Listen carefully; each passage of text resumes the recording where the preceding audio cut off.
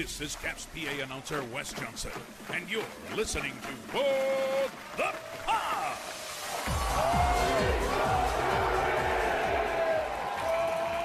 Hello, everybody, and welcome to a brand new edition of What the Puck. It is a Washington Capitals podcast, which means it's a podcast about your 2018 Stanley Cup champions. Thank you all for listening to us on Apple Podcasts, Stitcher, TuneIn, Player.fm, Overcast, Google Podcasts, Spotify, Facebook, and YouTube. Well, the regular season is winding down officially. Only 3 games left until the Stanley Cup playoffs start. However, we've got an injury to the Great 8 that we got to talk about, because if Great 8's out, our chances go from slim to none there without Ovi in the lineup. But to talk all about it, my buddy, Coach Dan, what's going on, man? How you doing? I'm good. How are you? I'm doing good. Aside from the doom and gloom you just put out there. I am a realist, sir. And we saw Ovi take quite a spill in that game against Toronto on Sunday. Alexander Ovechkin got tripped up going for a goal against Toronto. Would you say that's a trip? I think the motion, I don't know if the intent was a trip. However, the motion of course not. Of trying to play a puck and then pull the stick back, I think that's instinct right there. I don't think there was an intent to trip the guy. But I do think that was a tripping motion towards Ovi. I don't think that either guy. What? What does that mean? It was motion. Yeah, I think the motion of the stick going back and forth as he was skating there causes said trip. Yeah, I don't think it was an intentional trip. I don't think he was trying to injure Ovi. I don't think he was trying to even. Of course not. I don't even think he was trying to make Ovi off balance. Ovi's coming in like a tornado, a twister, a hurricane, whatever weather synonym you want to use, and he's coming in like a freight train. There you go, a freight train. That's an even better one. It's not weather. I know, but they sometimes say like tornadoes sound like trains, like train whistles as they get closer. Fair enough. Yeah, I got you. Keep going. I got you. See, I brought it all around. I brought it back. That's what I did here. But Ovi was coming in like a freight train, and I think the stick went out to play the puck, and as the stick was coming back towards the body, it got tangled up underneath Ovi's skates. It's unfortunate.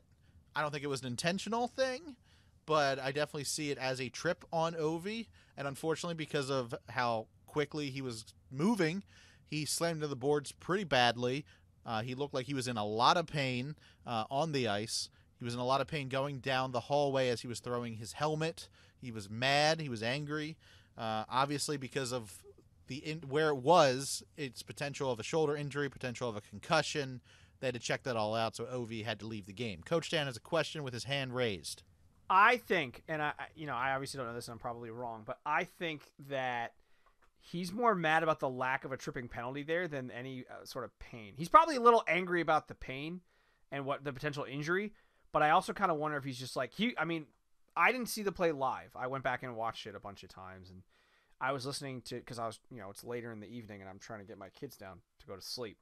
And it sounds like he was yelling at the ref afterwards. So his immediate reaction was like, that's a trip, man. There's a 2-minute penalty, not the end of the world. Clearly I have no thoughts that it was intentional. He's going for the puck. He missed, hit him in the skates, letter of the law. It's a trip.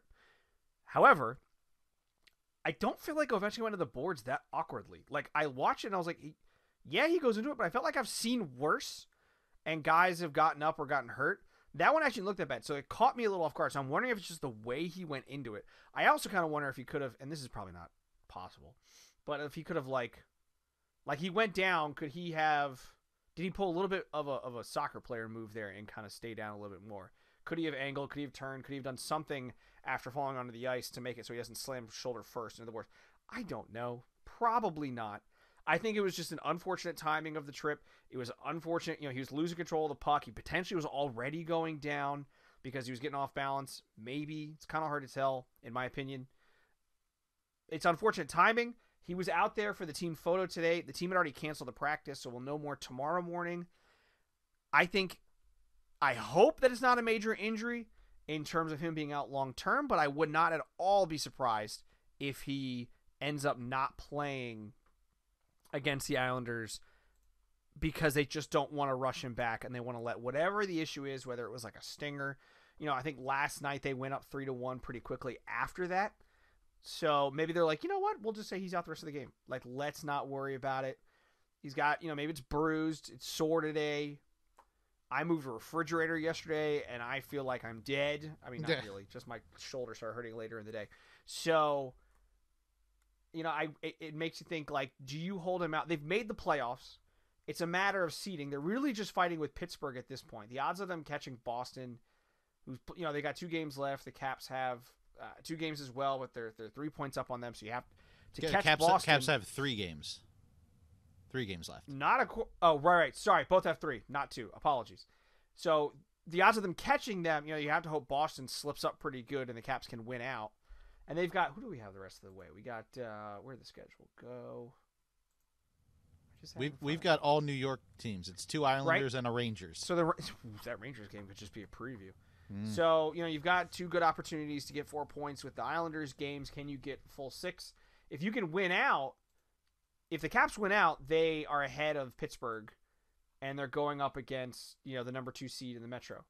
But if Pittsburgh wins out, Caps lose one of them or more, then it's a different story. But losing that extra point against Toronto definitely doesn't help, because if they get that win in overtime or in the shootout, they're now in 3rd ahead of Pittsburgh. They're not catching the Rangers. They're obviously not catching Carolina. So, there's a good possibility that they're seeing it. I think it's either Florida or New York. I don't think Carolina is really possible anymore. I don't think Carolina is possible anymore. Right? I think you're either looking at Florida. No, that's not true. If Pittsburgh wins out but Boston loses out, they could end up as the 7th, essentially the 7th seed, and then they would face Carolina. Right. So, but slim to none that happens. I like think that's the longest least shot. likely. Yeah, I think that's the least. If we're looking at like percentage wise, I think the odds of it happening in Carolina is the least likely between Carolina, New York, and Florida. Now, I think Ovi, when he was on the ice, definitely you could tell he was in pain. Like, he was screaming, like that shoulder hurt. I think him throwing the helmet and getting frustrated was the fact that they were forcing him to leave the game. We know that dude is competitive and that he wants to play hockey. Rookie year, he got hurt. I think they're going to go against the Islanders, and they had to hide his skates, right? Because he got hurt and he wanted to play, and they couldn't stop him. Which I feel like you can, but whatever. But they had to hide his skate so he wouldn't get out there. So what you're saying, I think, makes complete sense, that he was mad that he got hurt, that probably a little bit they didn't get a penalty, and that also that he was getting removed from the game.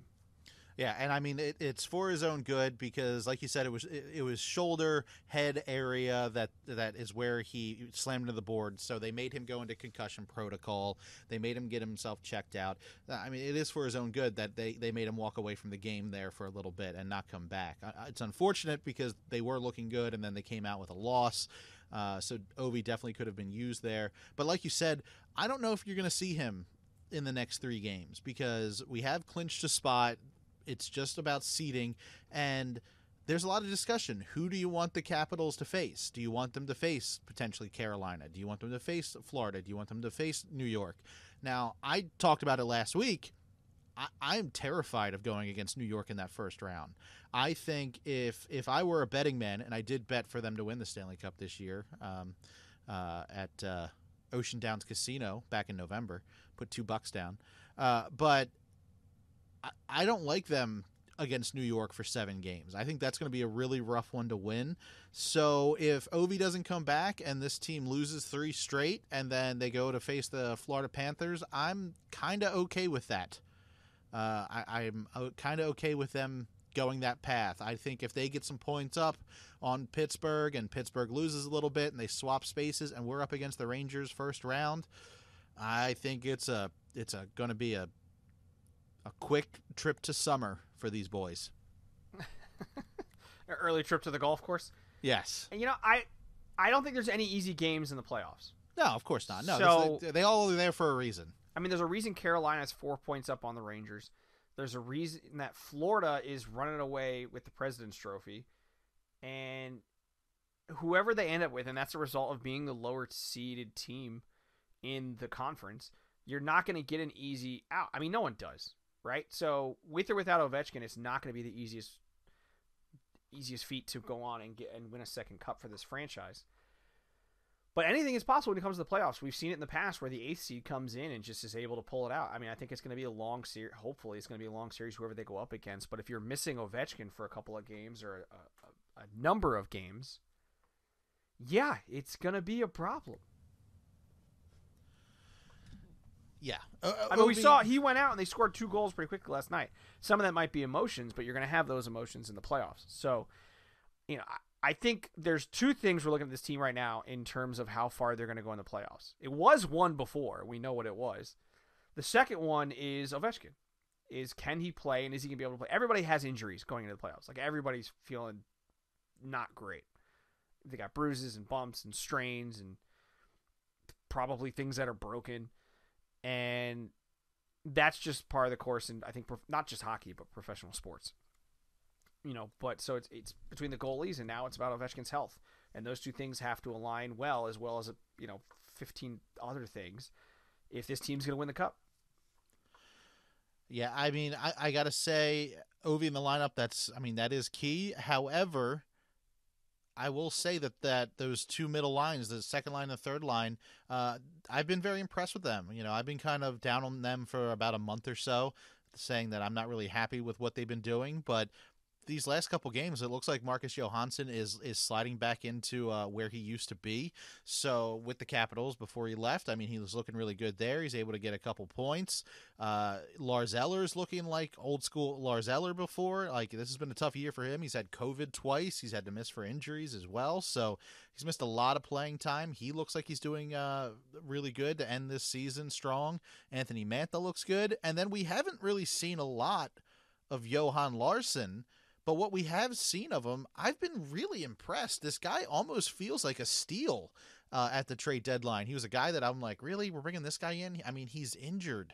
What are we doing bringing a guy who's already injured onto this team? Yeah, he might be well rested, but he's going to need time on the ice to get used to the guys he's playing with. He's going to need time to get used to playing on the East Coast even.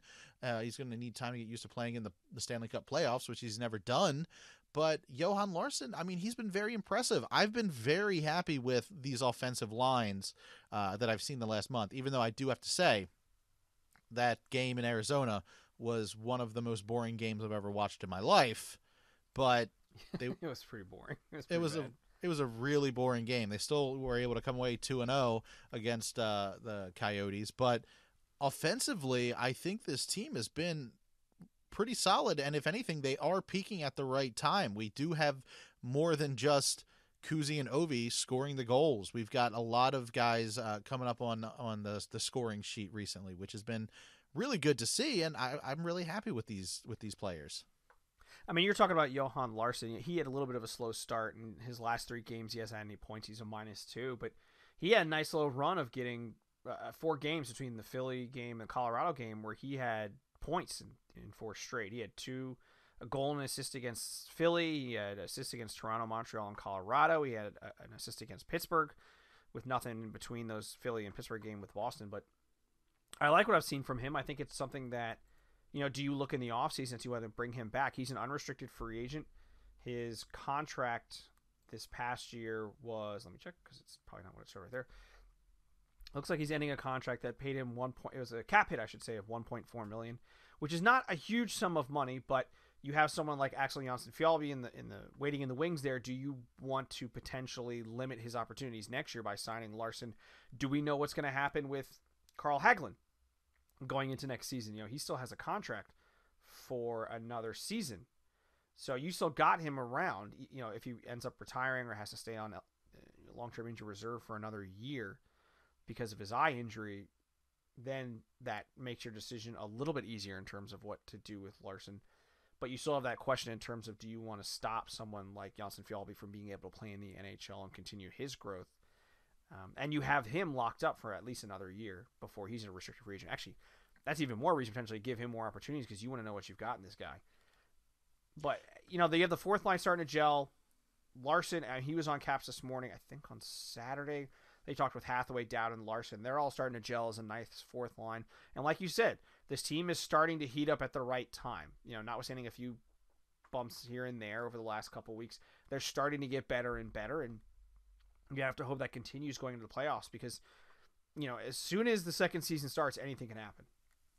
Yeah. What do you think of, this could be all for not talking about this next because we don't know what's going to be happening with Ovi right now. What do you think of the reunion of that TKO line? You know me, I love the Tom Wilson, Anthony Mantha duo. I'm bummed to see them not there, but we got top line Tom again. So it's Willie, it's Kuzi, and Ovi. What do you think of them reuniting that TKO line? You love your the big boys, the Bash Brothers. Yeah, the Bash Brothers, that's right. Having them. No, I think it spreads the wealth a little bit in terms of size. We always kind of forget that Ovechkin's a big body as well. And it's just because he scores goals on a whim that you kind of forget that he's like a souped-up power forward in sort of a less interesting way of putting it. So I'm not against it. I'm for whatever works. And I think sometimes you got to mix it up to kind of throw a little bit something different at the opposing team, make their coach kind of potentially have to change up what their plans are, at least with defensive matchups. So I don't necessarily have an issue with them splitting up the Bash Brothers and putting them on separate lines. I'm sure we'll see them back together. We've seen that Laviolette likes to mix and match things as he goes forward.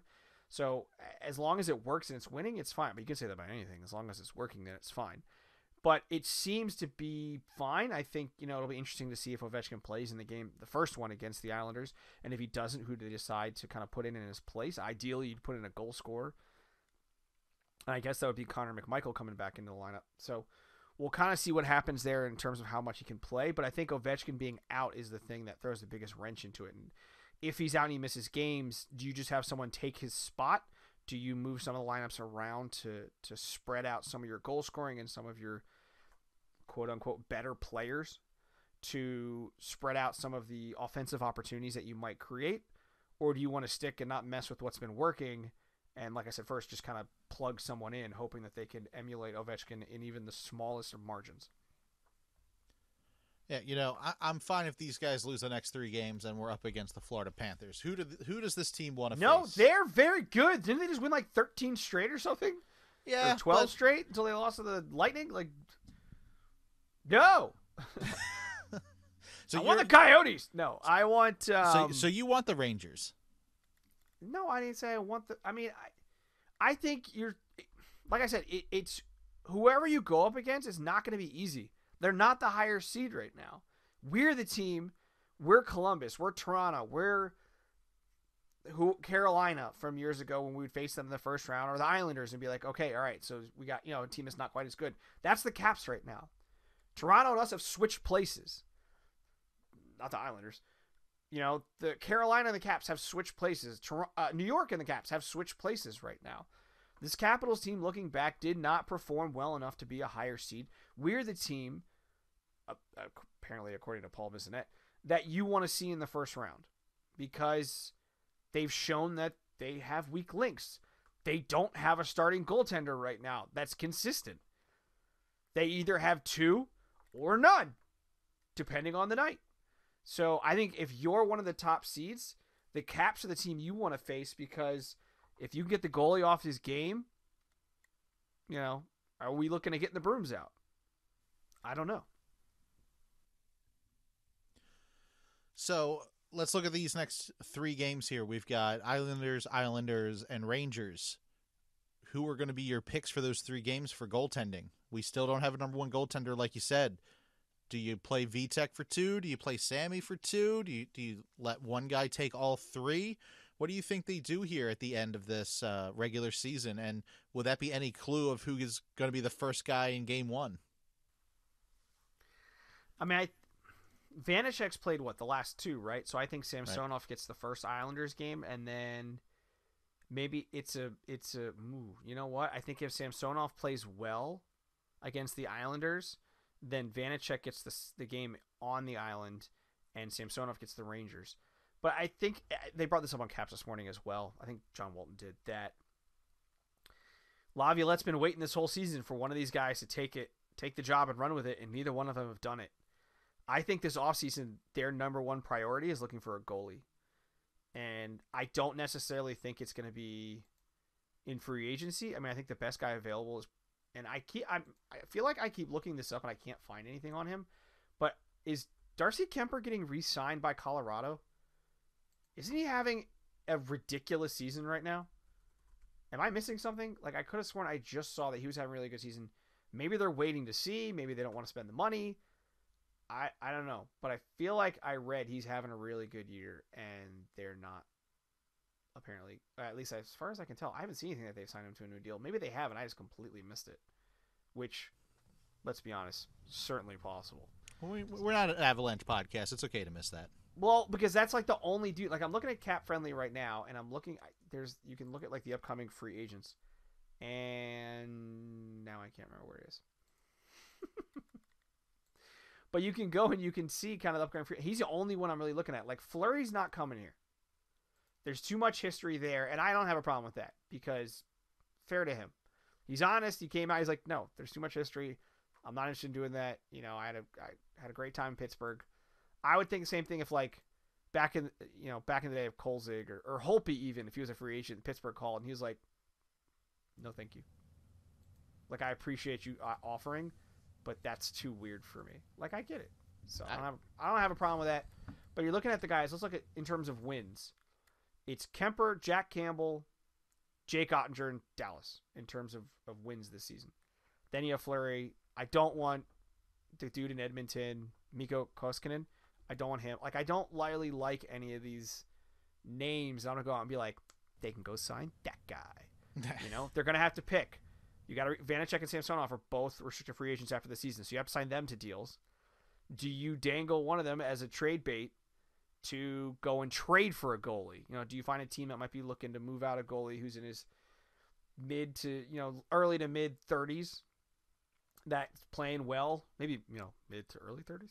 That's playing well, that can buy you some time before the next guy's ready, because it doesn't look like the Caps necessarily have the next guy in the organization right now. We just haven't seen it consistently enough. We don't have a young Braden Holtby that you're like, all right, I can see that there's something there. He just needs more experience. Like, these guys have gotten a full season, and they've shown pieces here and there, but not enough. So we feel like we talk about the goalies every week. That's going to be a big thing this offseason. Do you go out and do you try and sign someone like a Darcy Kemper and throw a ton of money at him when you don't really necessarily have the cap space? Or do you go and trade for someone who already has a cap, but you know what you're getting in terms of salary structure so that you can continue to build in the offseason? Because this is a team that right now it doesn't look like they're going to go very far in the playoffs, just based on paper. With the Ovechkin injury, it could be even worse. And he's only got so much time left before he's going to hang up his skates. Hopefully it's a while. But can you run the risk of one of the greatest goal scorers in the history of this game having his last few years be with a goaltending duo that are so inconsistent? I don't think this team can afford to do that. If we're a young team, if we're a team fighting for the 8th seed, on the outside looking in, you got guys in their early to mid 20s. I'm fine with trying to see what we got in Vanacek and Samsonov. But this is a team that needs to be winning now. It's not just that the Stanley Cup window is closing. Their career window is closing. At some point, these guys are going to retire. And are you going to give them a realistic, legitimate opportunity to win another cup? I don't know if I'm willing to do that by trading away like McMichael and a couple other people.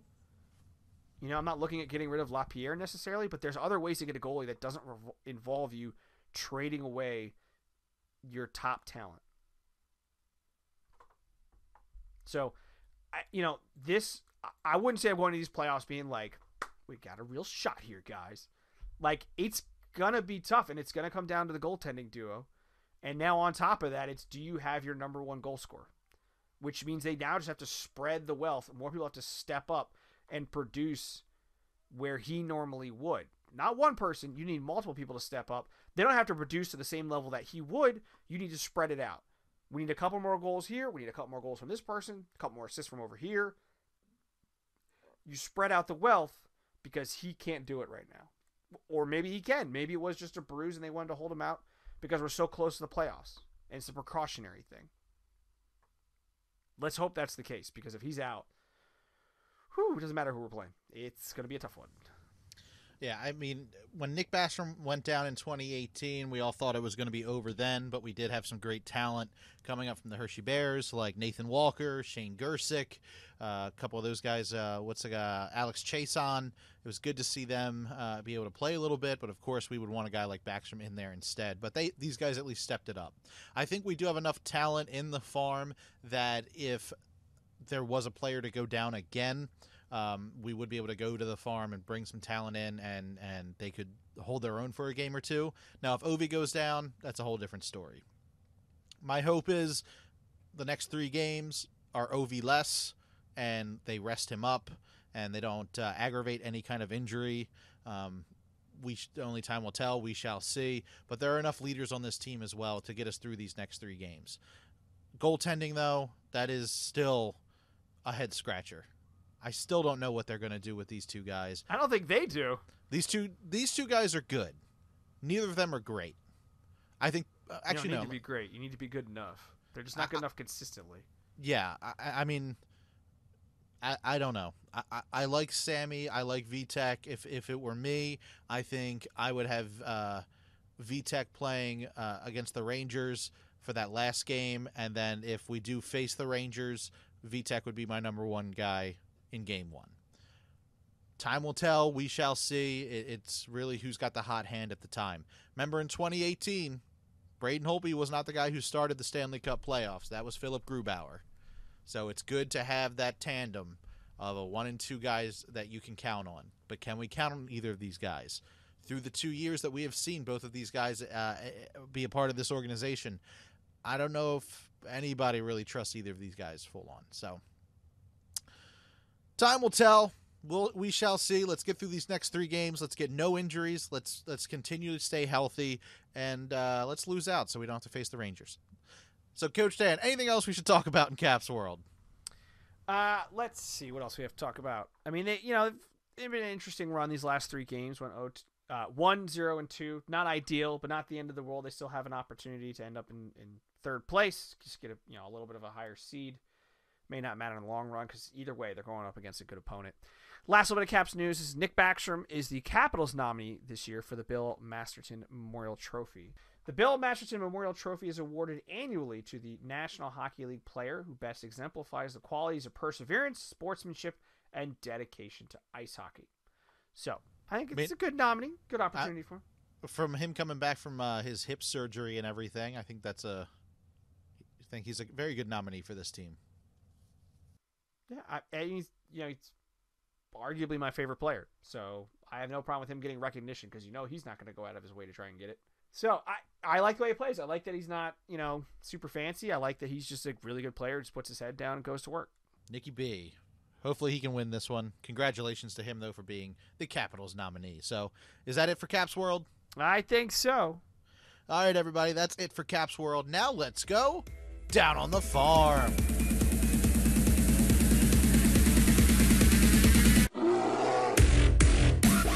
All right, everybody, here we go. We're going down on the farm. We are talking Hershey Bears and no South Carolina Stingrays because their season ended last week. But the Bears are staying busy. It's not just the Caps who are busy. Bears are staying busy, too. Coach Dan, what's going on down on the farm? Well, Hershey clinched a playoff spot in the Calder Cup playoffs with their win over Lehigh Valley this past Friday. They did lose their final 2 games in the regular season to Lehigh Valley and Syracuse, so they finished their regular season in 5th place in the Atlantic with 78 points and a record of 34, 32, and 10.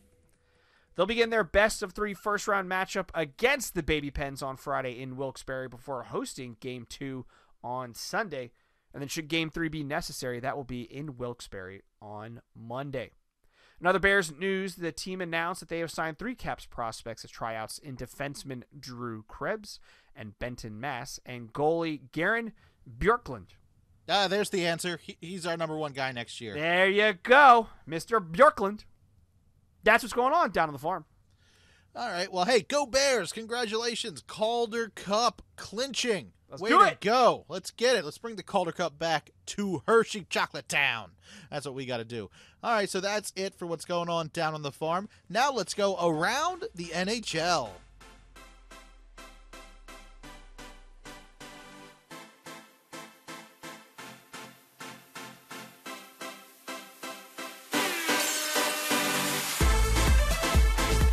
All right, everybody, here we go. We're going around the NHL. No beyond, because there's no news happening in the hockey world besides what's happening in the NHL. So, Coach Dan, catch us up.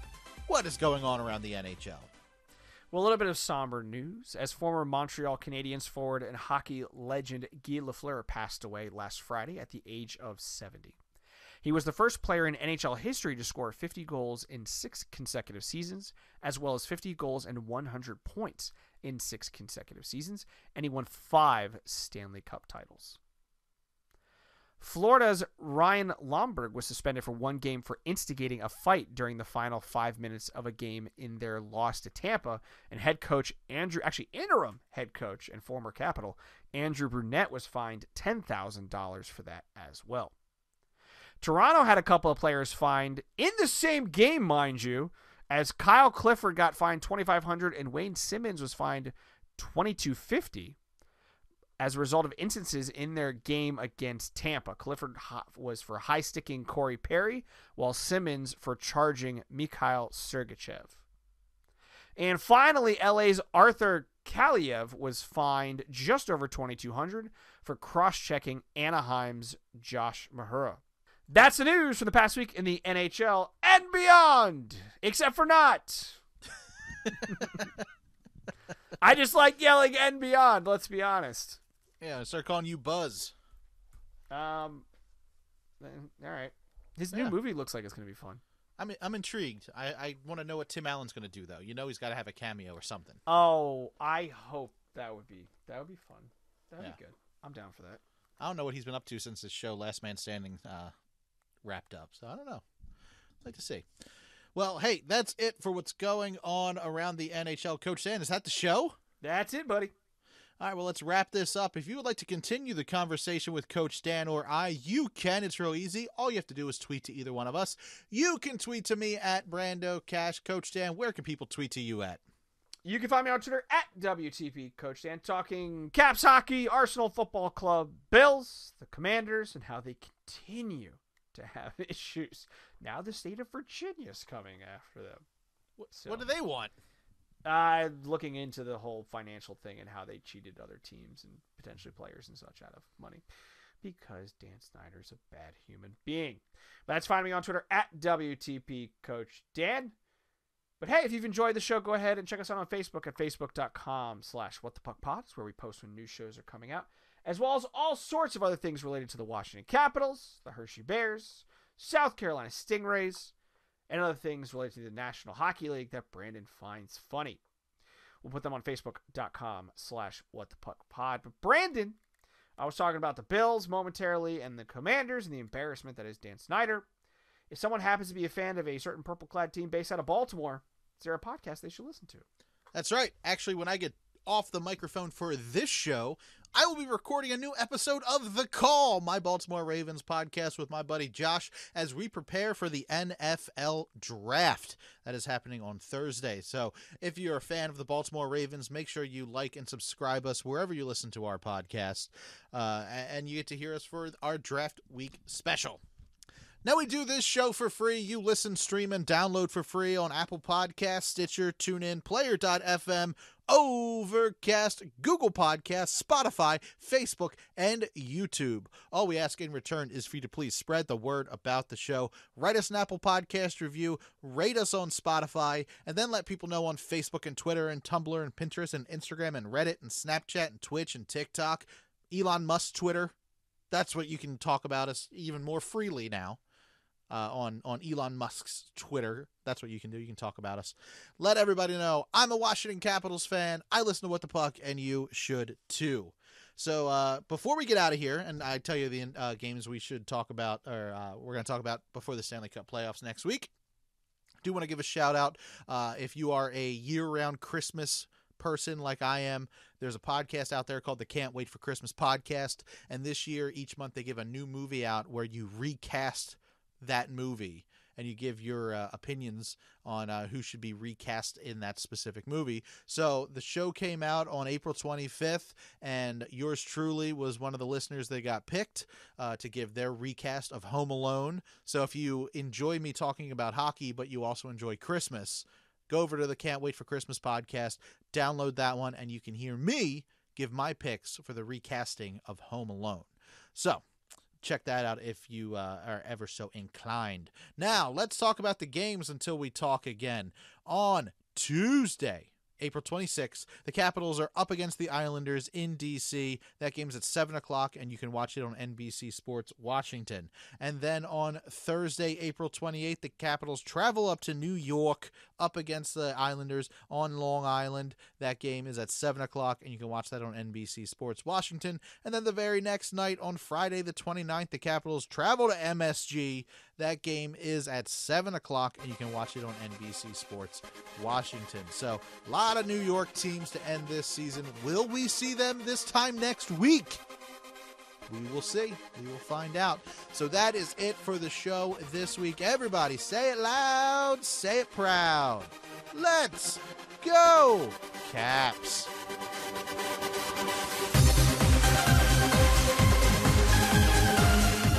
This has been a production of Brando Cash Entertainment.